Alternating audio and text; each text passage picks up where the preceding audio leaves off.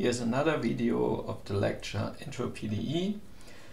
In this video we present the second part of the second half of section 3.2. In the first part of the section 3.2 we introduced the mean value property, and then we derived for distributions the weak mean value property. Now we prove Weil's lemma. So what is the statement?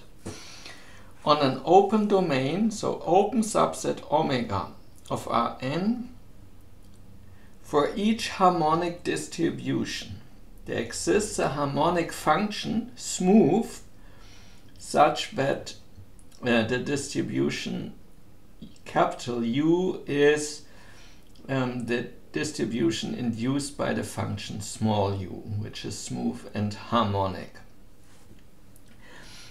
We will prove a slightly stronger statement. So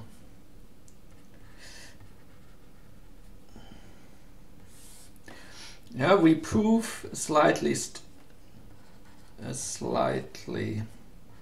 stronger statement. Yeah, what we prove is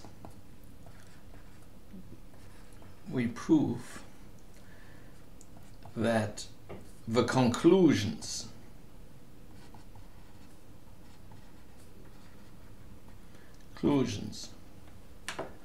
of Weil's lemma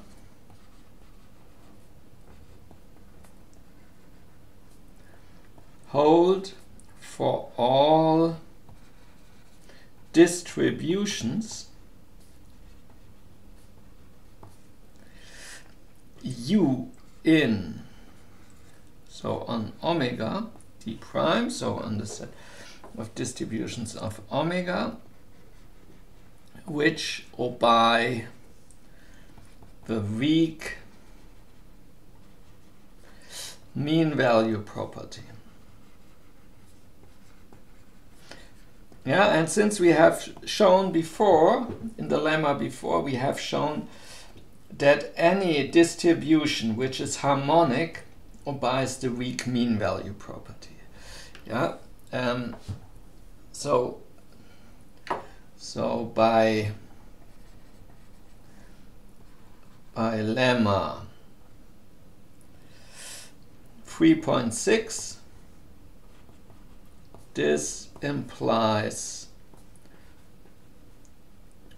Weil's lemma. Okay, so let's start. Let U be such a distribution.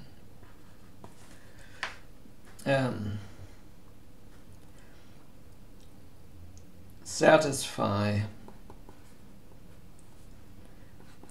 the weak mean value property.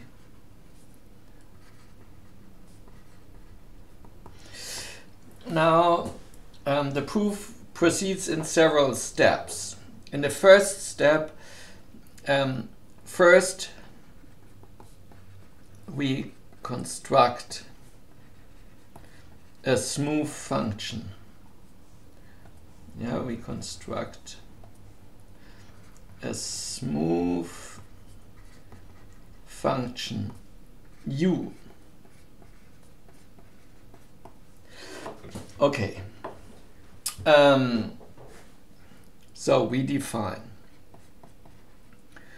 for any x in omega, choose bxr, a ball around x with radius r, since omega is open, which is contained here, and choose phi compact support smooth on the interval with integral phi of s ds is equal to 1. Here we assume that the integral is equal to 1. And then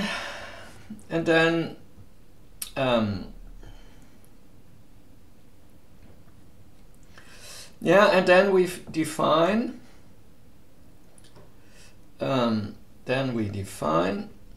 here u of x is equal to u of gx with,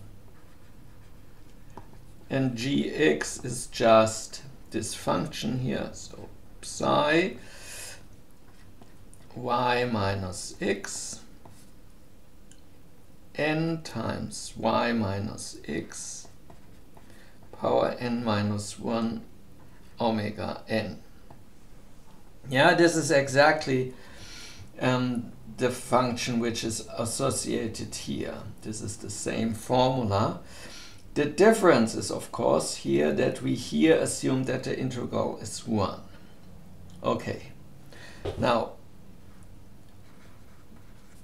by the weak mean value property,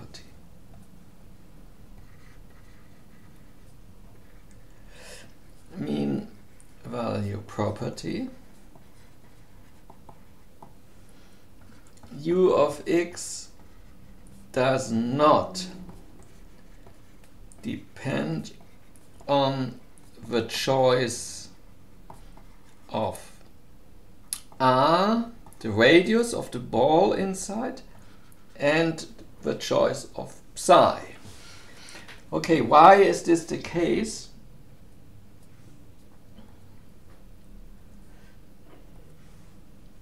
Yeah, why this is the case? Yeah, okay. Yeah, whenever we have some other radius, one of the two radius will be larger, and whenever we have because the difference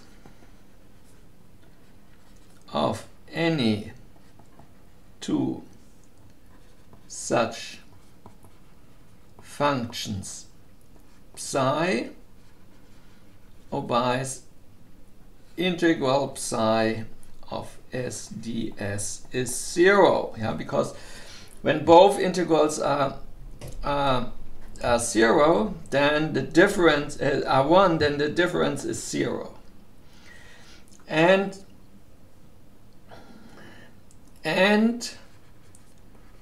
induces,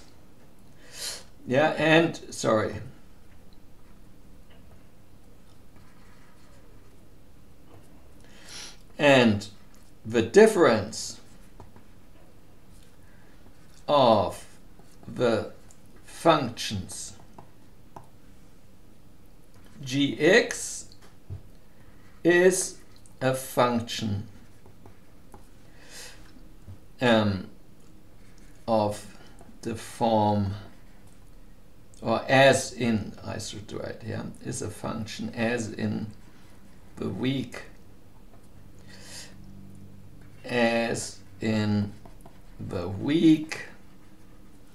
mean value property.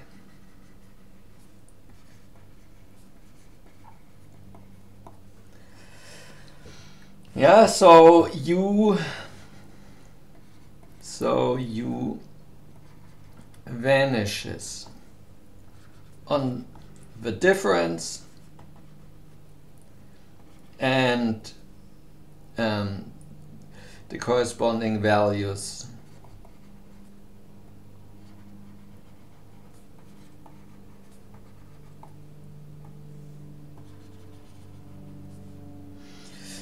u of gx are the same. Okay. So this means, so now we have a nice defined function u. Yeah? Locally, nearby any x of omega, we may use one choice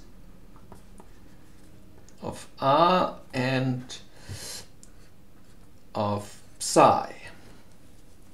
Yes? And then, okay, now G0 is clearly invariant under the parity. So if we take the minus, yeah, evaluated at the negatives. Now I claim that we may apply lemma 2.7. Now, what is lemma 2.7? So let's see, lemma 2.7. This we introduced in the distributions.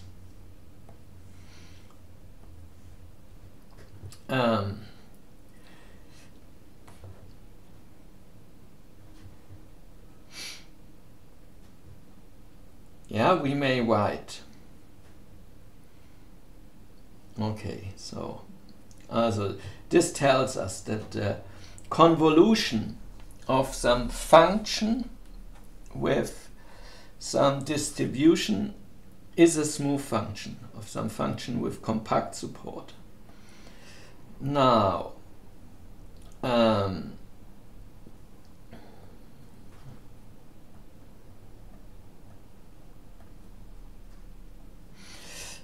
okay, here we are again in our section.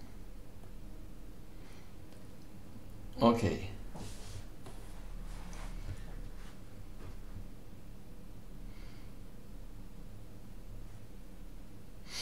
So U, I claim U is the convolution. U is the convolution of G0 with U. Yeah, okay, why is this the case? Let's see again. Lemma 2.7. Yeah, how we define this? Here we define the convolution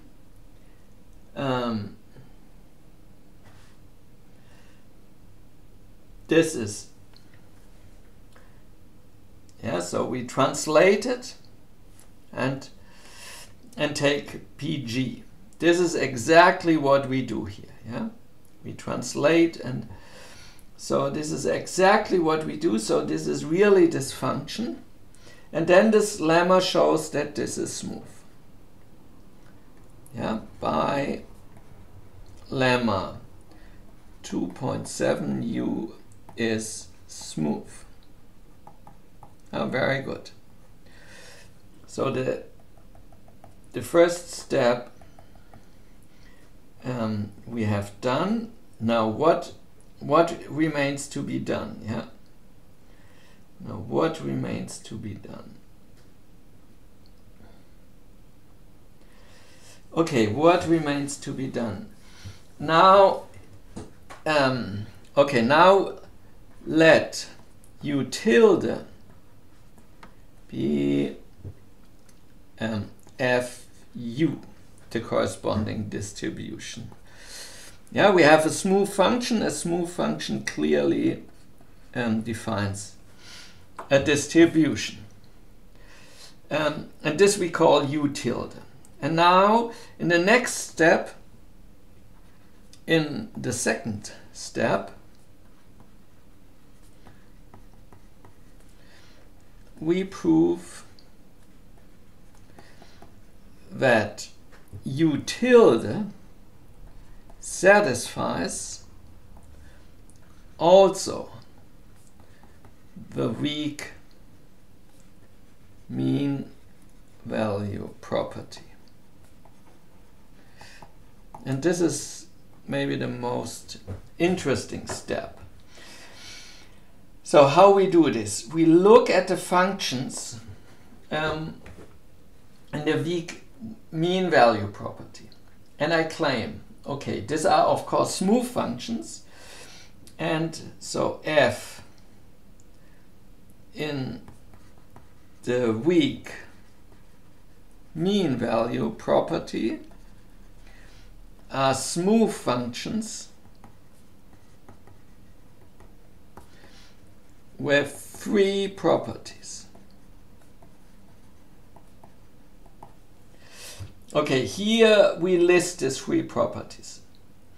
They only depend on the distance, yeah, of the variable y to some center x. They vanish in the neighborhood of the center and their integrals vanish. These are the three properties. Okay. Now, u tilde. Yeah, u tilde is the same as G0 convolution with u. And P of G0 is G0. Yeah, it's symmetric.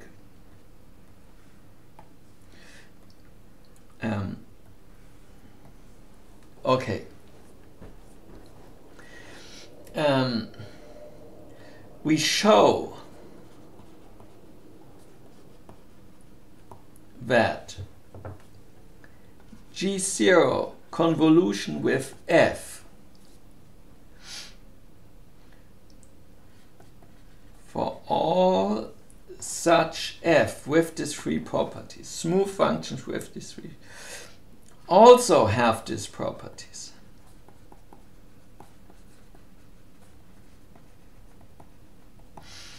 Yeah, and then we know that u tilde, this will imply that u tilde of f is the same as u of G0 with f, and this is 0. So this will imply, yeah, so this indeed implies that u tilde has the weak mean value property.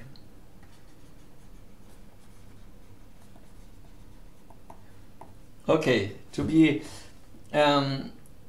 very very precise, yeah, we go again, look again, this convolution of a function with here. Here you see this convolution, if we define it as a distribution, yeah, then it's just PG convolution of phi, evaluated as some point phi. Okay, and since PG0 is G0, this is just this expression. Yeah, so indeed, it's enough to show that this function also has this property, because then we know that this is 0. So, okay, so this is this we now should show. Okay. Now let's look at these three properties. We start with the first property. Yeah, first property. And now first is equivalent to f is invariant with respect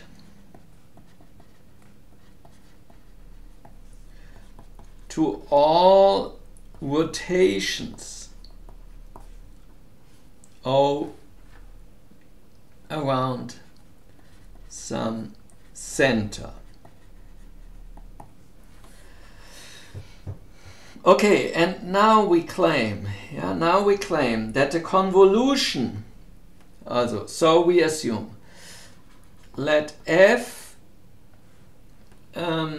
be, so we assume that f doesn't change around the center. So we write this in a formula. So we write Yeah, so we assume that f of z should be the center, plus Ox is the same as f of z plus x for all x in Rn. Yeah, z is the center. And of course G0 is invariant under all rotations. So G0, we have G0 of O of x is equal to G0 of x, also for all x in Rn. And now we do the calculation. Okay, we do it more general. Yeah, we do it more general. We assume that G around the center X. Yeah, so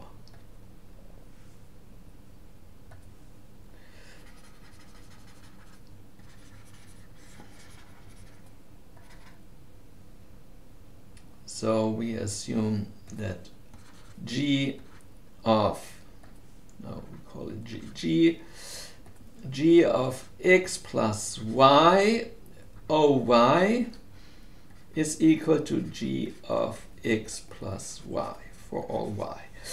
X is the center for G. And now here we do G, F. Now we take x plus z plus OZ. Yeah, and then we just insert. Sorry, OY, not OY. Okay.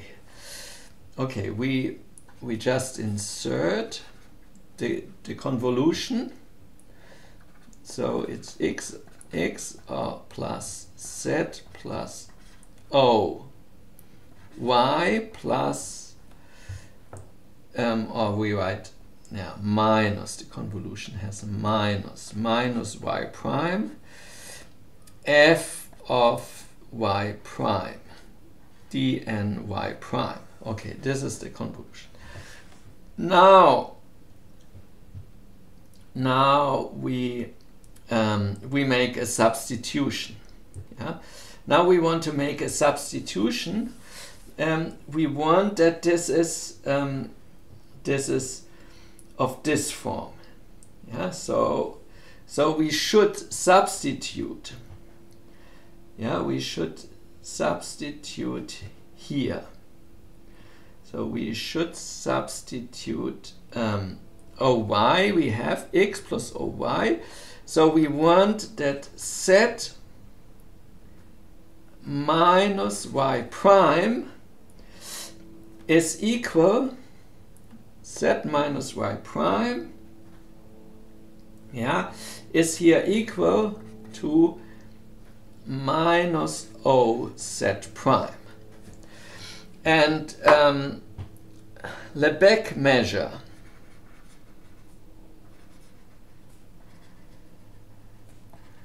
is invariant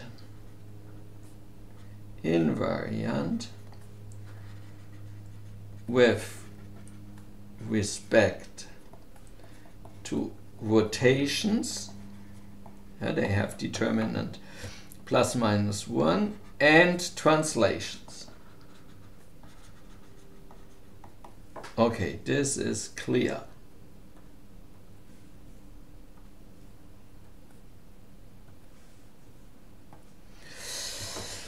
So we may do this substitution, yeah? And what we get, yeah, if we write this in this way, okay, then what is y prime? Y prime is then, of course, z plus OZ prime. So let's insert this in our formula. So we get G convolution with f evaluated at x plus z plus oy is integral over Rn g. Now we get g plus x plus oy minus y prime. No, z prime, sorry, z prime.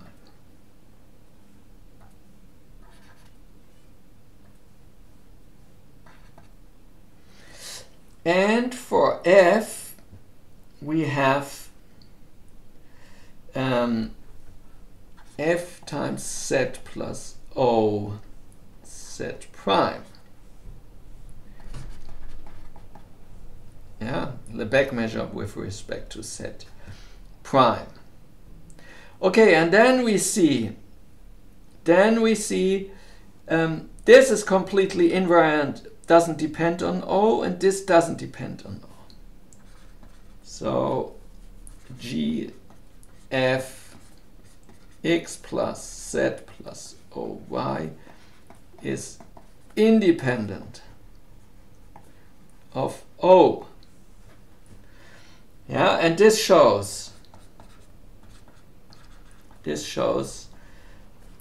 that g convolution of f, yeah, in this situation is invariant with respect to all rotations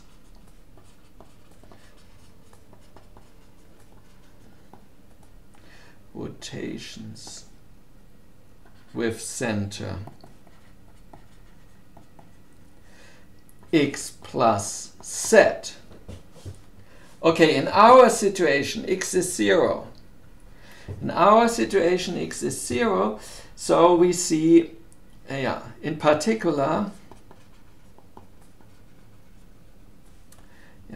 G0 convolution with f has property 1. Okay, so this is now clear. They vanish. Now let's do the third one. Integral over Rn of convolution of f of x,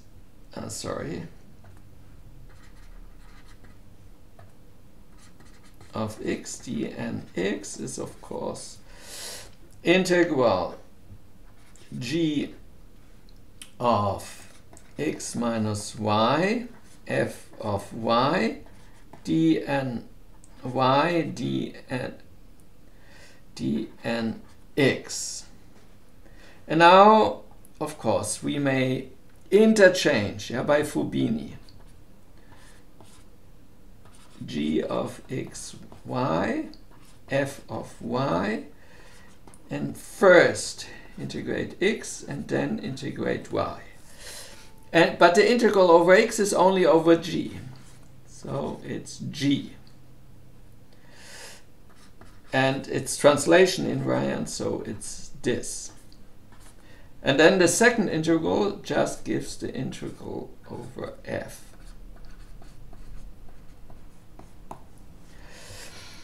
So the integral over a convolution is just the product of the integrals. Since g0 has integral 1 and f has integral 0, we also preserve property 3. So g0 f has property 3. Now, by 2, there exists epsilon larger than 0 such that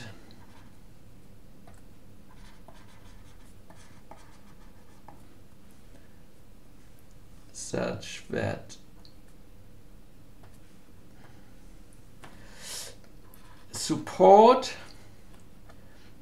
of f intersecting with an epsilon ball around the center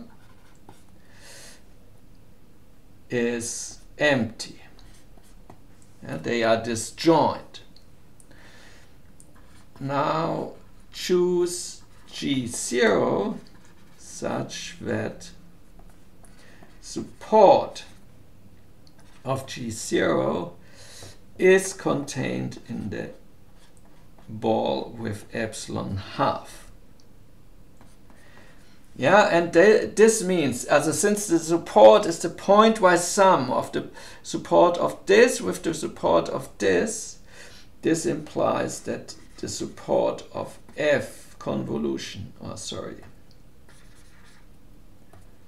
G0 convolution F intersecting with Bx epsilon half is also empty. Okay, why we can do this? Yeah, because we saw that it's independent of the choice of the phi and the radius r.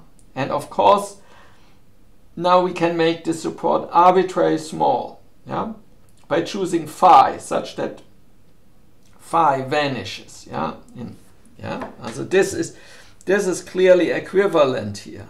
Yeah, that support of phi is contained in the epsilon half interval, 0 epsilon half. Yeah, compact subset here. Yeah, okay, this we can clearly, there exists such a function psi. Yeah, okay. And then we also have this property. Okay. When G0 F has property 2. So this means now that so as we explained above, yeah, this means U tilde of F is equal to U of G0 convolution with F, and this is 0. So U tilde has weak mean value property.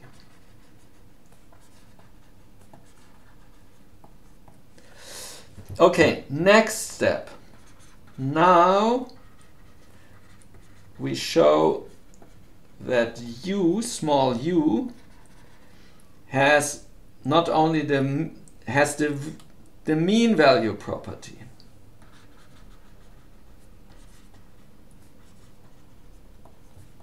and is harmonic. Okay, how we do this? Yeah, this is also quite simple. We use again this function, this function here, yeah, on R, yeah, which approximates, which is a mollifier. So with so we have here our interval 0 R, and now we choose two radii. One smaller, R1 and R2. Yeah, and then we choose a function psi with compact support, and here's some small, and then negative.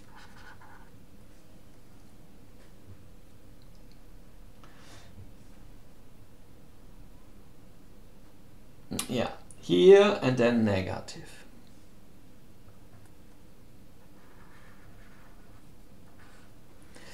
Yeah, with small epsilon, and then afterwards we took the limit when epsilon goes to 0. So this means we only get a contribution nearby. Yeah, so this is support concentrates here nearby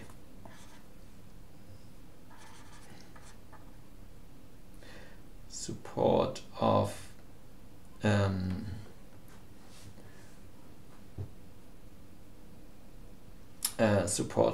f nearby x radius 1 and by this and nearby x radius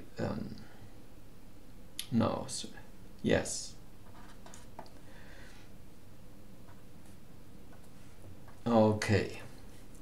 And then in the limit we get limit epsilon going to 0, yeah. We call this, how we call it, this function?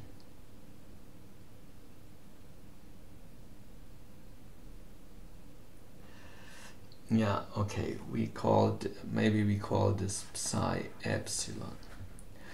Yeah, and this induces a function f epsilon. In the limit, we get that u tilde of f epsilon is exactly the mean value of the ball on the ball x r1 u the sigma of y 1 over n omega n r1 to the n minus 1 minus 1 n omega n r2 n minus 1 u of epsilon d sigma of epsilon.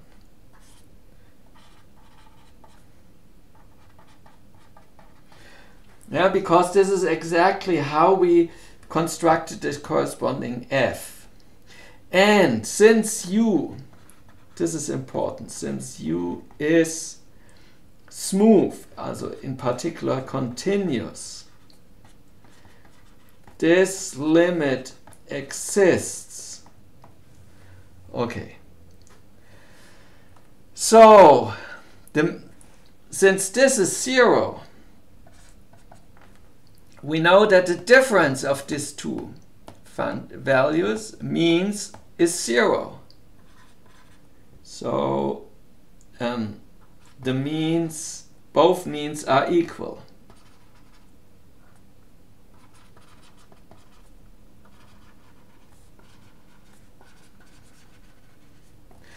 And this implies, like in the proof of the mean value property, for r1 going to 0, if the smaller radius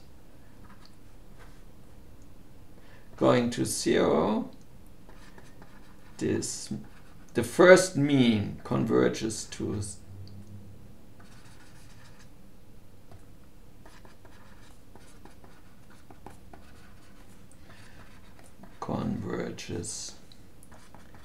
u of x. So u has the mean value property.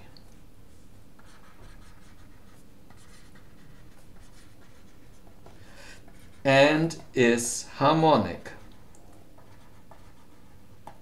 Okay, now we know that the function u is harmonic. So the only thing which now remains is to prove that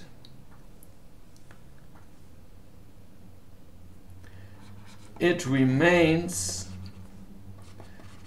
to prove u tilde is equal to u. Okay, and again we choose a modifier, but there's a small problem. Also,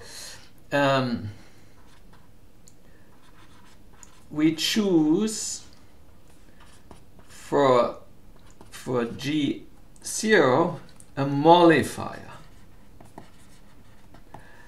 Yep. But remember, G0 has to vanish in the neighborhood of 0.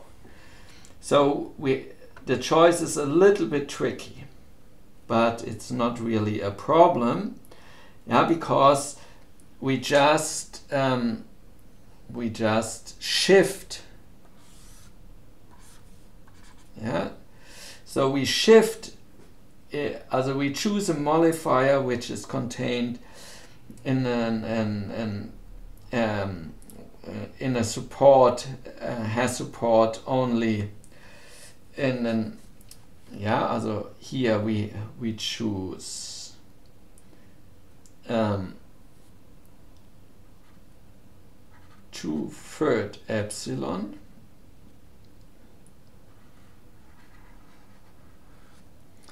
and with support in the epsilon ball. Yeah, we choose a function which has here the slightly 2/3 epsilon, yeah, which is shifted by 2/3 epsilon away from 0, such that its support is contained in, here is 1/3 epsilon, yeah, in this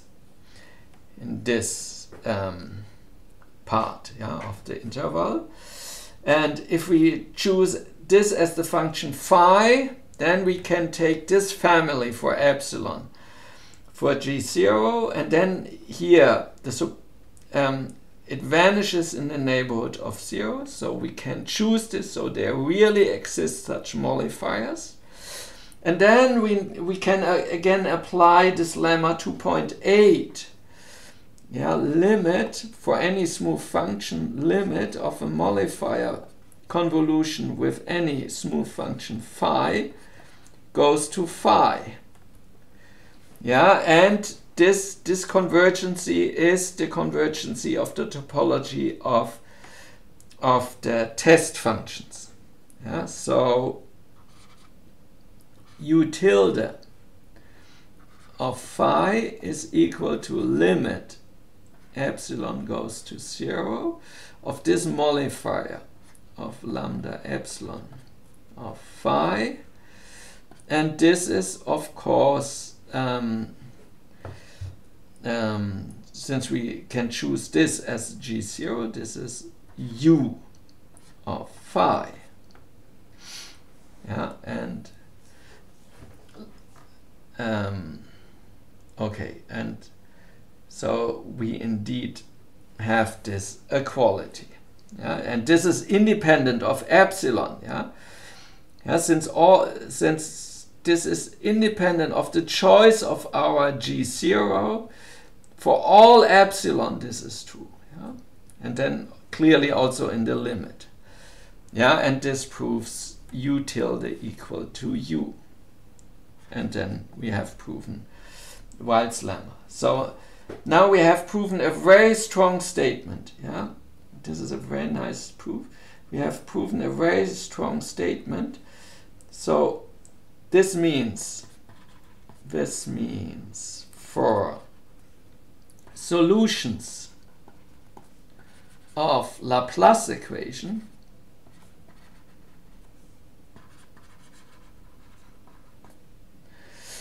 the weakest regularity,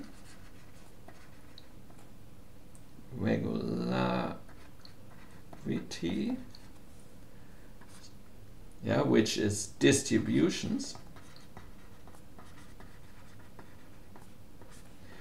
implies smoothness. The second highest regularity. So whenever we have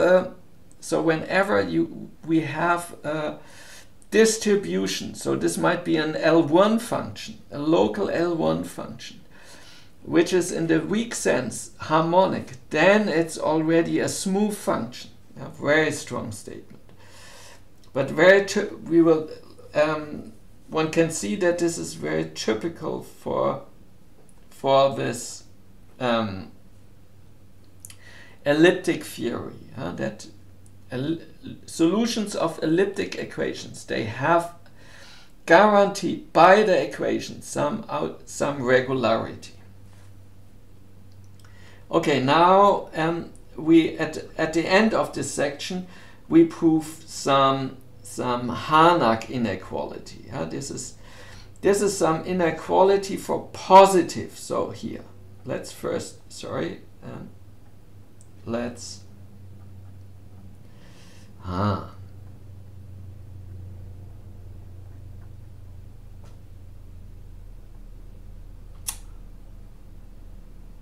okay.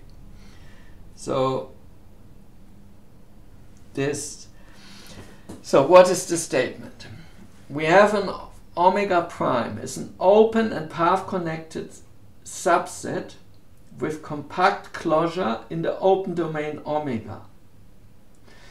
Then there exists a constant C depending only on omega prime and omega, such that any non-negative harmonic function u on omega, so it has to be harmonic on the large subset omega, yeah, and here omega prime is has compact closure in omega. Yeah, okay, satisfies, yeah, that the supremum of x on omega prime is bounded by some constant times the infimum. Yeah, of course, here we assume that this function is non-negative on omega. In particular, this inequality implies that it cannot be zero in omega prime. Yeah, it cannot be zero in omega prime. Okay, so in particular we have this. Yeah, u of x is bounded by above and below. Yeah, since by above and below, if we choose any point, yeah, okay. Now the proof is really not so difficult. Also, first, we look for the function, we look for the radius for any x, for the radius, so for any x here in omega, we look for the ball which is completely contained in omega of radius 2r. Yeah, this is, yeah, so we look for the maximal radius which is contained, such that the ball with radius 2r is contained in omega. Yeah, this is clearly a maximum, yeah, because we take the open ball. Yeah, so any point in the open ball has distance smaller than the maximum. Yeah, then it's clear that it's contained also in a smaller ball. Any point in this open ball is also contained in a smaller ball. So it's really a maximum. Yeah, the maximum exists. Okay, and this is a continuous function, clearly, yeah, by continuity of the distance. So this function has on the compact set, it has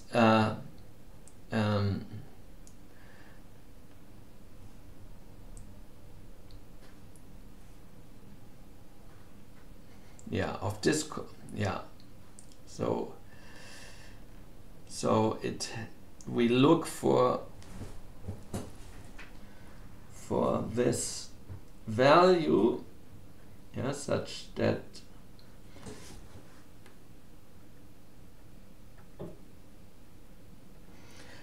sorry, there's in the script a mistake. I will correct this. So presumably if you look at the script, there is already the correction. Yeah, of course this should be the minimum. Yeah, r is the minimum of the continuous function given in the proof in the script. This function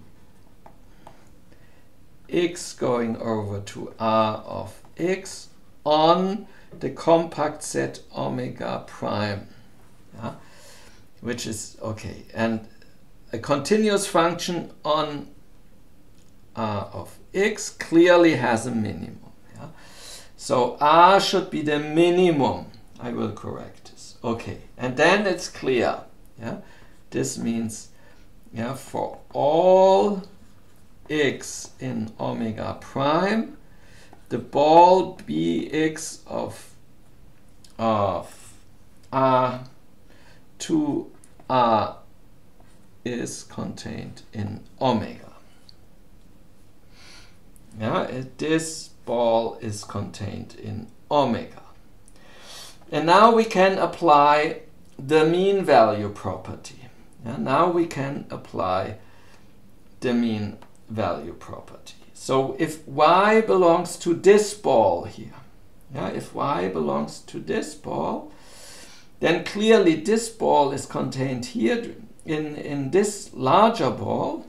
Yeah, also for y in Bxr, Byr is of course contained in Bx2r, which is still contained in omega. And since u is non-negative, yeah, we know that this mean here, which is u of x, is of course larger than this integral. Yeah? Yeah, because u is non-positive, and we integrate here sorry, non-negative, and we integrate over a smaller domain, then it becomes smaller. It cannot become larger. So we have this inequality, and by the mean value property, this is this.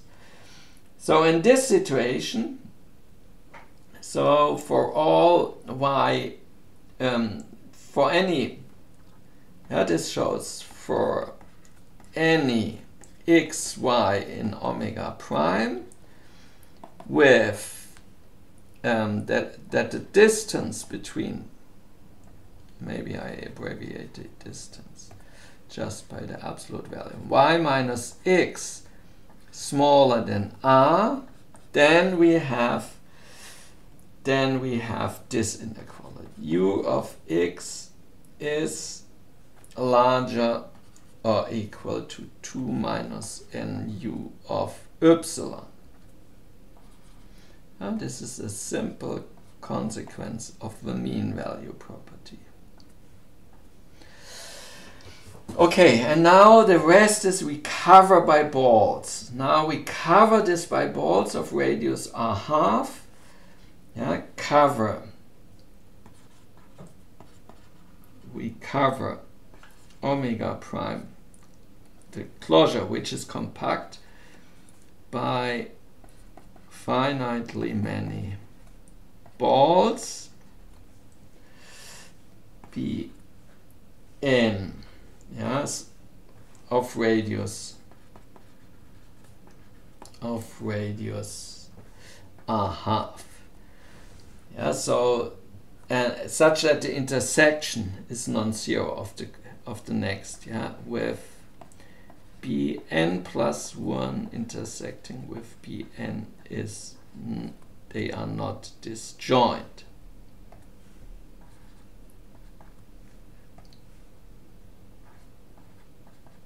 It's not the empty set. They are not disjoint. So any points, if we choose x is any point here and epsilon is any point here, then the distance is smaller than r, and we can apply this.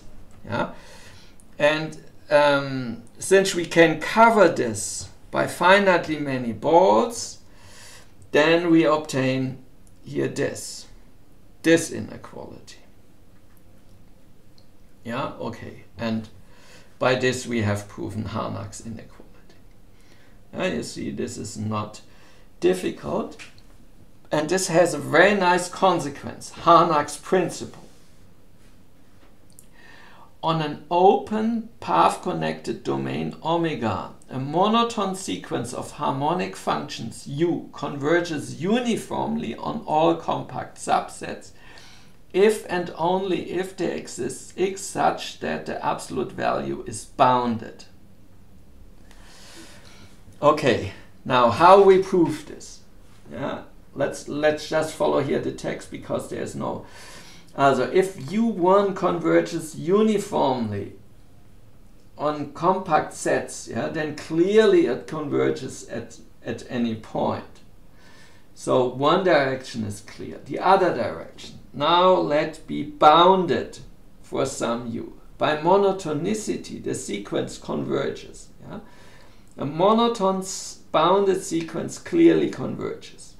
Furthermore, we may assume that un minus um when n minus 1 is non-negative, yeah, or the other way around. Yeah, it depends whether it's monotonic increasing or monotonic decreasing. Here we assume it's monotonic increasing. Otherwise, we may go to the minus. So these are non-negative. Now Harnack's inequality implies that this difference is uniformly bounded on compact subsets of omega and monotonic. Hence it converges uniformly, yeah, because it's uniformly bounded, then it converges uniformly, yeah, by the monotonicity principle, yeah, of sequences. So, and the limit, so it converges, and since all the functions un are harmonic, they have the mean value property. Since it converges uniformly, the mean value property is also, we also obtain the mean value property of the limit. Yeah, since if we look for balls, yeah, the mean converges and the value converges, and the means over balls are equal to the values. So since both converges, the limits are also equal. So we conclude that the limit also has the mean value property and is harmonic. Yeah, okay. This is Harnack's principle. Yeah, so monotonic sequences of harmonic functions converge on compact subsets if and only if they converge at any point. Very useful principle, yeah? Harnack's principle.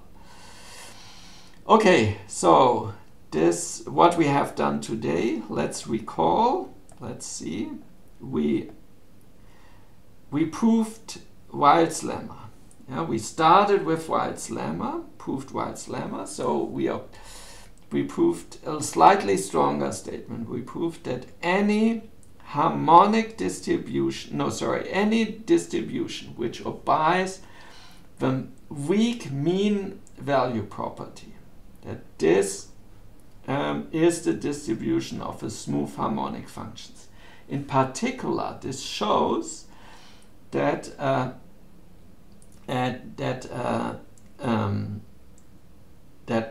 weak mean value property implies that the distribution is harmonic. So with the lemma, we know then that the weak mean value property is again equivalent to the harmonicity of a distribution. Okay, so and then at the end we proved Harnack's inequality and had a nice consequence, namely Harnack's principle. Thank you.